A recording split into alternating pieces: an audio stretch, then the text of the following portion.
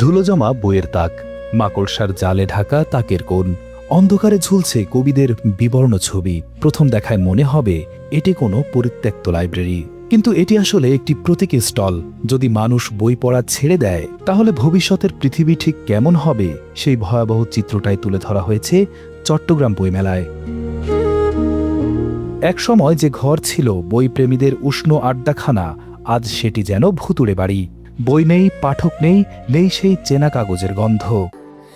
Sandalina so, রূপচর্চায় আভিজাত্য।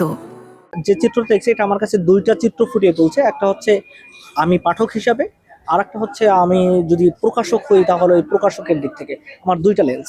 বা পাঠকের লেন্স থেকে হচ্ছে এটা যে আমাদের ঘরে যে আহ, আমরা যে বর্তমান অবস্থা আমাদের বাচ্চাদের বা আমাদের, আমরা সিলেবাস বহির্ভূত, সিলেবাসের বই পড়ি না, সিলেবাস বহির্ভূত বই কখন পড়বো?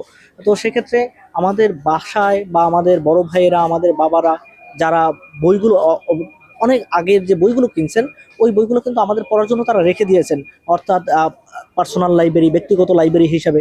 কিন্তু আমরা আসলে ওই বইগুলো না পড়ার কারণে ঘরের কোনায় কিন্তু বইগুলো এই যে এই চিত্রটা দেখতেছেন এইভাবে জরাজীর্ণ অবস্থায় পড়ে আছে। বাংলাদেশের প্রকাশনা শিল্পে প্রত্যক্ষ ও পরোক্ষভাবে জড়িত প্রায় ২০ লক্ষ মানুষ।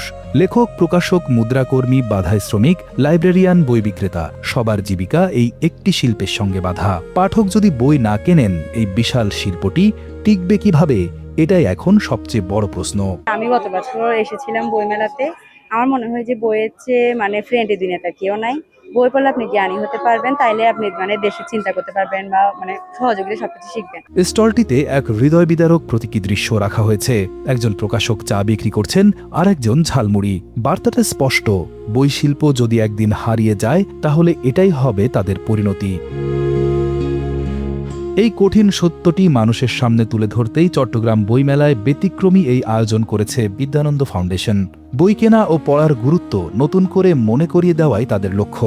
যে বিদ্যানন্দ প্রতিবারই হচ্ছে কি ভিন্ন ভিন্ন কনসেপ্ট দিয়ে থাকে, মেসেজ দিয়ে থাকে। আর এবার আমাদের যে প্রকাশনের যে মেসেজটা হচ্ছে, সাধারণত আমরা বইমেলায় যাই, ছবি তুলি, খাওয়া দাওয়া করি, তারপর ঘুরে ফিরে চলে আসি। তো আমরা চাচ্ছি যদি আমরা বই না কিনি, সেক্ষেত্রে লেখকরা আগ্রহ হারিয়ে ফেলবে, প্রকাশকরা বই প্রকাশ করবে না, প্লাস ছাপাখানাগুলো বন্ধ হয়ে যাবে। ২০ লক্ষ মানুষ প্রকাশনা শিল্পের সাথে জড়িত।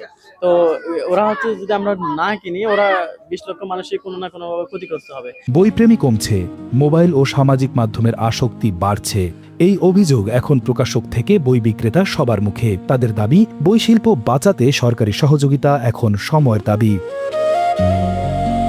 বইমেলায় স্টল ভাড়া কমানো এবং প্রকাশনা শিল্পে প্রণোদনার দাবি উঠেছে জোরালোভাবে।